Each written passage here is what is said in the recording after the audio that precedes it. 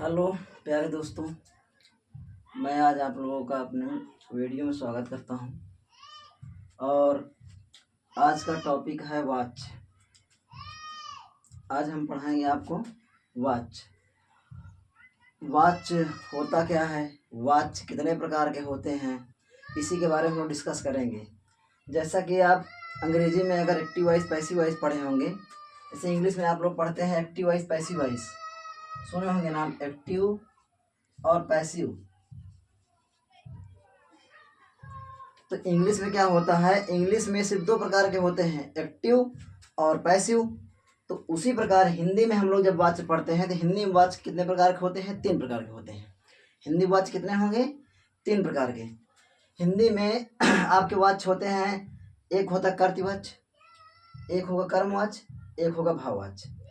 अब सबसे पहले आप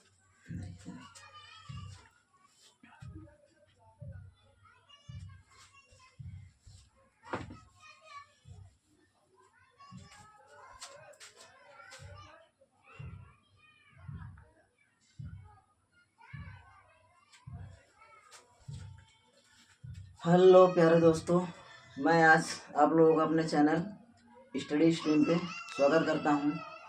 मैं आज जो आपको टॉपिक पढ़ाने जा रहा हूं, इसका नाम है वॉच। जो आपका हाई स्कूल की परीक्षा है यूपी बोर्ड में, यहाँ से एक नंबर आना एकदम श्योर है। यूपी बोर्ड परीक्षा में यहाँ से कम एक नंबर दिए जाएंगे आपके, और एक नंबर का प्रश्न तो श्योर है, आना ही आना है। इसके अलावा आपके पुलिस की परीक्षा, UP TET, C TET, UPSI, इस प्रकार तमाम परीक्षाएं हैं जहां से इस टॉपिक से एक प्रश्न आना स्वाभाविक है। कम से कम एक प्रश्न तो आएगा ही आएगा। हम आज आपको इसको इतना आसान तरीके से पढ़ा देंगे कि आप दोबारा यूट्यूब पे कहीं वीडियो सर्च ही नहीं करेंगे। चलिए देखते हैं हम लोग। सबसे पहले क्या देखेंगे, हम लोग वॉच देखेंगे। आज क्या है हमारा टॉपिक, वॉच। अब बेटा जैसे वॉच हम लोग पढ़ते हैं, सबसे पहले थोड़ा सा आप ये जान लीजिए, जैसे हम लोग हिंदी में पढ़ने जा रहे हैं वॉच। जैसे वॉच को इंग्लिश में आप क्या बोलते हैं, वॉइस बोलते हैं। क्या बोलते हैं, वॉइस बोलते हैं। तो इंग्लिश की ग्रामर पढ़ते समय आपने वहाँ पे पढ़ा होगा, वहाँ पर क्या होता है, इंग्लिश में दो चीज़ें होती हैं। एक को कहेंगे एक्टिव वॉइस, जिसको आप बोलते हैं कर्तवाच, और एक होता है पैसिव वॉइस, जिसको आप क्या बोलते हैं, कर्मवाच। लेकिन हिंदी में बेटा एक और आ जाता है, जिसको हम लोग क्या बोलते हैं, भाववाच। क्या बोलते हैं, भाववाच। सबसे पहले आप देखिए वाच होता क्या है, वाच की परिभाषा क्या होगी। वाच की परिभाषा क्या होती है, देखिए क्रिया का कर्ता, इस क्रिया का जानते हैं, क्रिया मतलब वर्ब जो होता है, क्रिया का कर्ता कर्म, क्रिया का कर्ता कर्म तथा भाव, क्रिया का कर्ता कर्म तथा भाव के लिंग और वचन, ये दोनों चीज नोट करिएगा बेटा, लिंग और वचन के अनुसार प्रयोग होना ही वाच्य कहलाता है। कहने मतलब ये है कि क्रिया जो होती है वो लिंग और वचन के अनुसार जब प्रयोग होगी, उसी को आप लोग क्या बोलते हैं, वाच्य बोलते हैं। क्रिया का जब कोई क्रिया लिंग और वचन के अनुसार प्रयोग होती है, उसी को हम लोग बोलते हैं वाच्य। फिर उसके बाद देखते हैं वाच्य के भेद क्या हैं। वाच्य के कितने भेद, वाच्य के भेद का मतलब वाक्य के कितने भाग होते हैं। भेद का मतलब होता है उसके भाग कितने होते हैं। देखिए वाच्य के कितने भेद होते हैं, तीन भेद होते हैं। अभी आपको पता है इंग्लिश में यही चीज दो होती है, जिसको आप लोग एक्टिव और पैसिव बोलते हैं, और हिंदी में ये चीज तीन होती है। एक आपका भाववाच्य आ जाता है। तो क्या होता है, देखिए पहला नंबर क्या होगा, कर्तवाच। क्या होगा, कर्तवाच। और दूसरा नंबर क्या होता है, कर्मवाच। और तीसरा नंबर क्या होगा आपका, भाववाच होगा। पहला नंबर कर्तवाच, दूसरा नंबर कर्मवाच, तीसरा नंबर भाववाच। आगे देखिए 2018 की परीक्षा में, यूपी पुलिस की परीक्षा में यहाँ से प्रश्न आए थे, बिल्कुल आसान, कक्षा 10वीं का लड़का कर लेगा कि वाच्य के कितने भेद होते हैं। ये हो गया तीन भेद। अब देखिए पहले वाला डिटेल देखिए, हम लोग देखते हैं कि जहां क्रिया, क्या लिखा है, जहां क्रिया कर्ता के लिंग और देखिए एक मिस हो गई यहाँ पे, लिंग और वचन। क्या लिखेंगे? लिंग और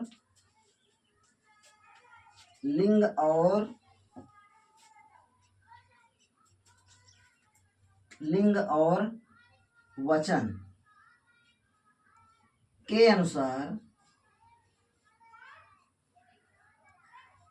अनुसार प्रयोग होती है। जहाँ क्रिया कर्ता के लिंग और वचन, यही दो चीज पकड़ेंगे। दो चीज देखना है, पूरा वाच्य आपका आज ही की क्लास में हम कंप्लीट करा देंगे। लिंग और वचन के अनुसार प्रयोग होती है, वहाँ कर्तृवाच्य होता है। बिल्कुल आसान है, एक बार फिर से देखेंगे। जहाँ क्रिया कर्ता के लिंग और वचन, किसके अनुसार? लिंग और वचन के अनुसार प्रयोग की जाती है या प्रयोग होती हैं या प्रयोग होता है, वहाँ कर्तृवाच्य होता है। जैसे राम आम खाता है, जैसे उदाहरण क्या लिया आपका, हम राम आम खाता है। अब इसको देखें, रफ कर रहे हैं हम लोग, परिभाषा को रफ कर रहे हैं। अब आगे देखते हैं हम लोग, आगे कर्तृवाच्य हो गया। जहाँ अब क्या लिखा है यहाँ पे? राम आम खाता है। क्या लिखा है? राम आम खाता है। क्या बोले हैं? लिंग और वचन। दो चीज ध्यान देना है, बिल्कुल आसान टॉपिक है, बहुत आसानी तरीके से समझा देंगे आपको। क्या लिखा है? लिंग और वचन। कह रहे हैं कि अगर सेंटेंस का लिंग बदलेंगे तो आपकी क्रिया भी बदलेगी। क्रिया जो होगी वो लिंग के अनुसार और वचन के अनुसार ही चलेगी। जैसे राम आम खाता है, अगर राम की जगह पे क्या लिखा है यहाँ पे? राम। राम की जगह पे, राम क्या है? पुल्लिंग है। लिंग तो आप जानते होंगे। देखिए ऐसे नॉर्मली हिंदी में तो आप दो ही, इंग्लिश में दो ही होते हैं, हिंदी में आपके तीन होते हैं। तो यहाँ पे देखिए राम है, राम कैसा शब्द है? पुल्लिंग शब्द है। राम कैसा शब्द है? पुल्लिंग शब्द है। अगर राम को हटा के आप क्या बोले हैं? लिंग। एक बार आप लिंग चेक करके दिखाते हैं, फिर उसका वचन चेक करेंगे। अगर राम की जगह पे आप क्या कर देते हैं? किसी लड़की का नाम ले लीजिए, मान लीजिए आपने ले लिया महिमा। क्या लिया बेटा? महिमा। क्या लिया? महिमा। महिमा आम। देखिए महिमा आम। अब यहाँ पे देखिए, आप यहाँ पे लिखा है राम आम खाता है। अब यहाँ पे हमने क्या किया? राम का लिंग चेंज कर दिया। राम यहाँ पे पुल्लिंग था, हमने कोई स्त्रीलिंग का शब्द लिया। और स्त्रीलिंग में हमने क्या लिया? महिमा। अगर आम तो लिख दिए हम, आम का कोई प्रभाव नहीं पड़ रहा है, लेकिन क्या आप यहाँ पे खाता है लिखेंगे? महिमा आम खाता है, गलत हो जाएगा सेंटेंस। महिमा क्या है? एक स्त्रीलिंग है, तो आपकी जो क्रिया होगी वो भी स्त्रीलिंग के अनुसार ही आएगी। जैसे राम आम खाता है, तो उसी प्रकार आप लिखेंगे महिमा आम खाती है।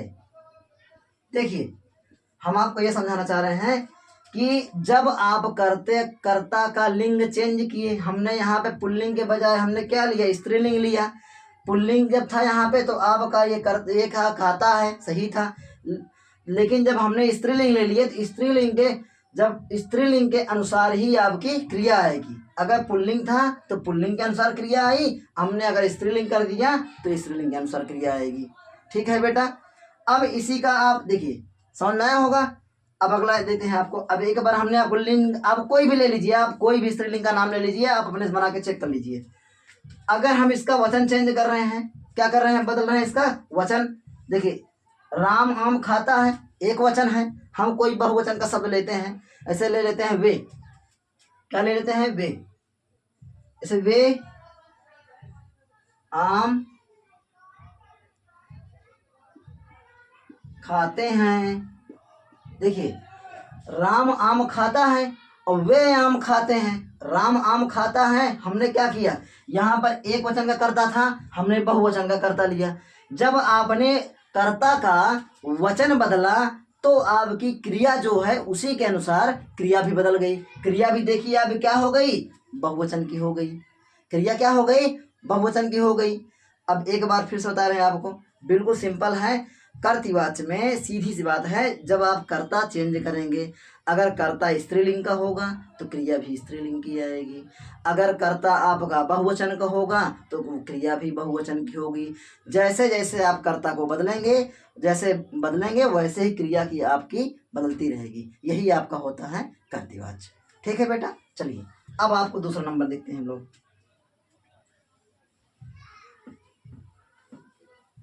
बहुत ही आसान है, बस बिल्कुल कुछ नहीं करना इसमें। जैसे ये वाला है आपका, इसी में आप कर लेंगे। जैसे जहाँ क्रिया कर्ता के लिंग, यहाँ पे क्या था, कर्ता है, तो यहाँ अगर कर्ता वाले में क्या होगा, कर्ता के अनुसार। अब यहाँ पे क्या है, कर्म हो जाएगा। बस बिल्कुल सिंपल है, आप इसमें से बस कुछ नहीं करना आपको। यहाँ पे आप लिखेंगे, बस हो गया। बिल्कुल आसान सी परिभाषा है। और जब यहाँ पे कर्म के अनुसार आएगा तो यहाँ पे कौन सा कारक होगा आपका, वाच्य, सॉरी कारक नहीं, वाच्य। यहाँ पे हो जाएगा आपका कर्मवाच्य। ये हो गया आपका।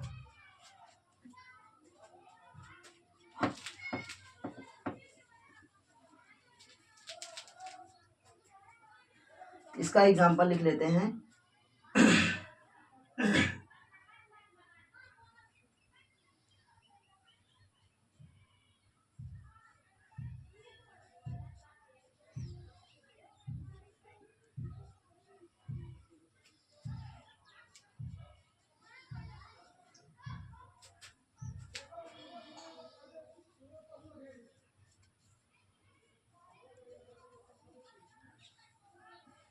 क्या लिखा हमने, उमा शंकर ने चिट्ठी पढ़ी। अब देखिए दूसरा नंबर, ये दूसरा नंबर क्या है आपका, जहाँ क्या है, जहाँ क्रिया कर्म के, क्या होगा, जहाँ पर क्रिया, उसमें क्या था देखिए, क्रिया जो थी वहाँ पर क्रिया कर्म के अनुसार, कर्ता के अनुसार आ रही थी। और यहाँ पे किसके अनुसार आएगी, कर्म के अनुसार आएगी।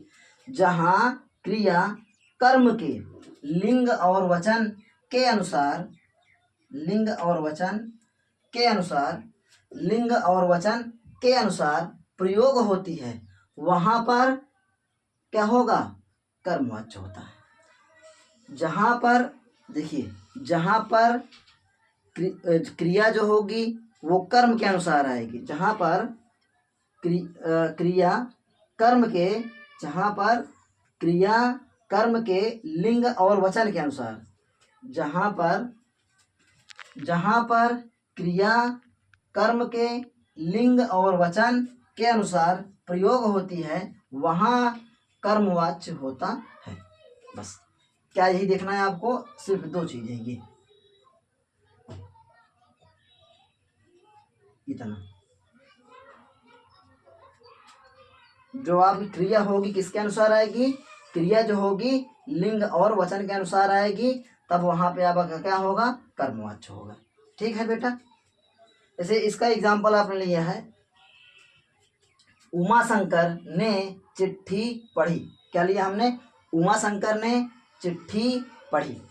अब जैसे इसका हम चेंज कर रहे हैं, अगर आप बदलिए, जैसे उमा शंकर को आप कोई नाम बदलिए।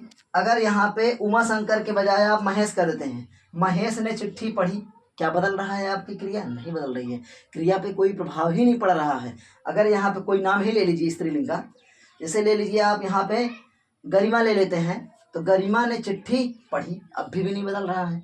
इसका मतलब यहाँ पर कर्ता का कोई प्रभाव क्रिया पर नहीं पड़ रहा है। और जहाँ पर कर्ता का क्रिया पे कोई प्रभाव नहीं पड़ रहा है तो वहाँ पे कर्तृवाच्य नहीं होगा। और जब कर्तृवाच्य नहीं होगा तो यहाँ पे कौन सा वाच्य है, कर्मवाच्य होगा। अब कर्मवाच्य क्यों होगा, देखते हैं हम लोग। यहाँ पे चिट्ठी है, आपका कर्म क्या है यहाँ पे, इसको आप क्या बोलते हैं, कर्ता।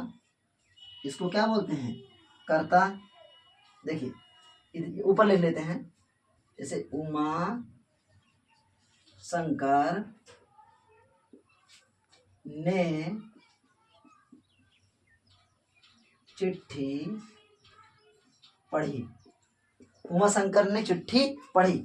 सब अगर नहीं मालूम हो देख लीजिए, इसको हम लोग बोलते हैं कर्ता, इसको आप लोग क्या बोलेंगे, कर्ता। और इसको क्या बोलते हैं, कर्म। इसको क्या बोलते हैं, कर्म। और इसको क्या बोलेंगे आप, क्रिया बोलते हैं। इसको क्या बोलते हैं, क्रिया बोलते हैं।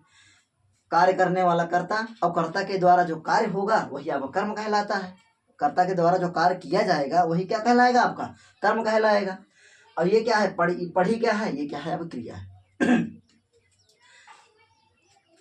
अब नाम बदल रहे हैं, इसको आप एक वचन कर रहे हैं, लिंग बदल रहे हैं, तब भी क्रिया पे कोई प्रभाव नहीं पड़ रहा है। लेकिन अब यहाँ पे हम लोग कर्मवाच्य में क्या करेंगे, चिट्ठी बोलते हैं। अगर यहाँ पे हम चिट्ठी की जगह क्या ले लेते हैं, मान लीजिए ले लेते हैं उमा शंकर ने, चिट्ठी जगह आप क्या लीजिए, पत्र ले लीजिए, पत्र। अब देखिए बदल गया, हमने चिट्ठी को क्या किया, स्त्रीलिंग थी ये क्या थी, स्त्रीलिंग, और हमने क्या किया, इसका पुल्लिंग लिया। हमने क्या लिया, इसका पुल्लिंग लिया। हमने जब पत्र लिया तो यहाँ पे क्या होगा, उमा शंकर ने पत्र क्या हुआ, पढ़ा, बदल गया। अब किसके लिए बदला, जब हमने कर्म को बदला है तब अभी क्रिया बदली। तो जब कर्म बदलने पे क्रिया बदली, तो इसका मतलब वहां पे कौन सा वाच्य होगा, कर्मवाच्य होगा। वहां पे कौन सा वाच्य होगा बेटा, कर्मवाच्य होगा। बेहद आसान है, बहुत आसान तरीके से। अब एक और बचा है, उसको भी हम लोग देखते हैं। नोट करना हो तो नोट कर लीजिए, नीचे से हम रब कर रहे हैं।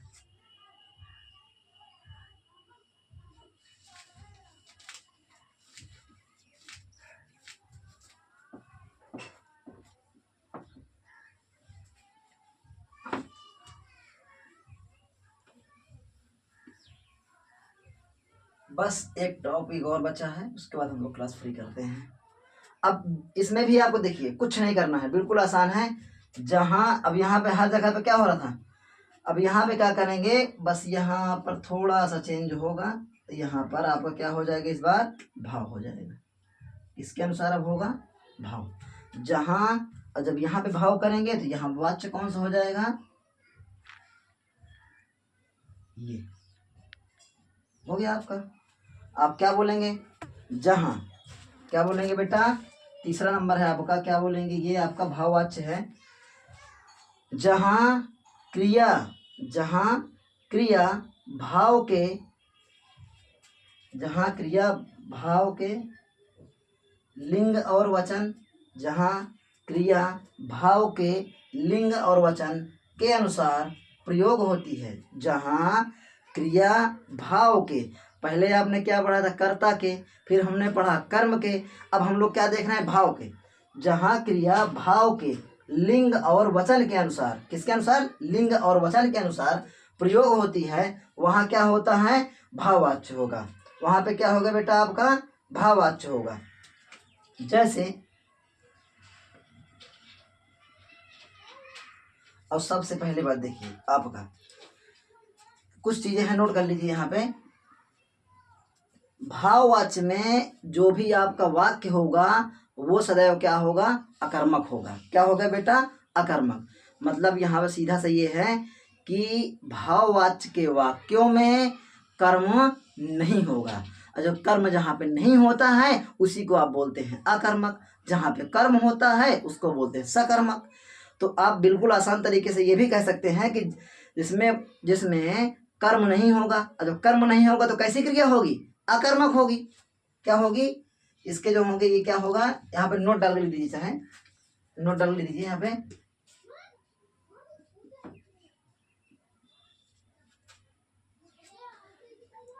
वाक्य कैसा होगा, अकर्मक होगा,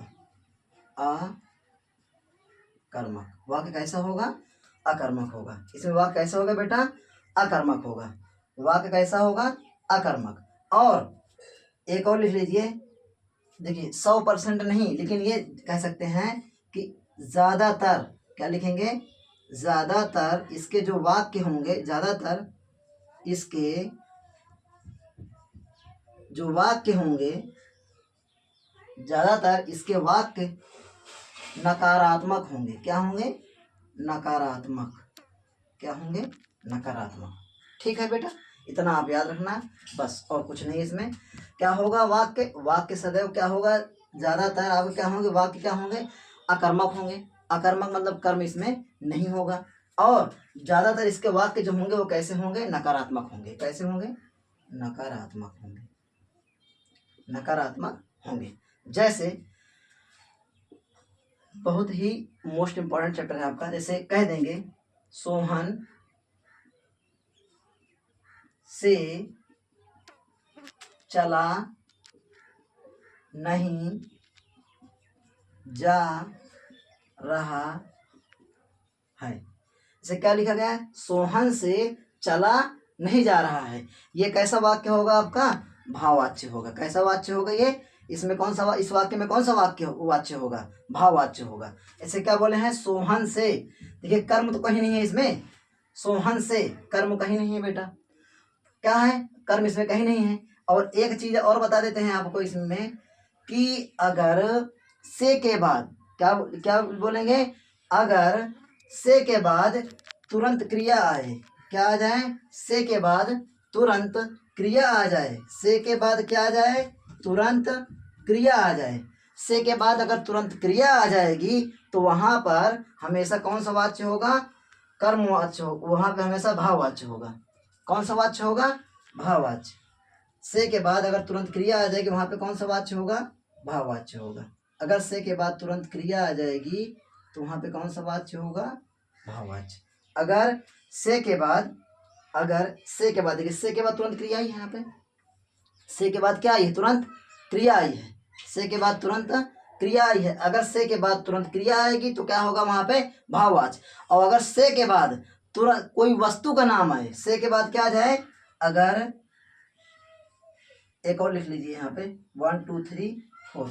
अगर से के बाद कोई वस्तु का नाम आए, क्या आ जाए? कोई वस्तु का नाम आए, कोई वस्तु का नाम आए तो वहां पर हमेशा आप क्या करेंगे? वहां पे आपका होगा कर्तृवाच्य। कौन सा वाच्य होगा? कर्तृवाच्य। कौन सा वाच्य होगा? कर्तृवाच्य। ठीक है, इतनी चीजें आप नोट कर लेना। इतनी चीजों से आप शॉर्टकट में भी पूरा चैप्टर फिनिश कर सकते हैं। ठीक है,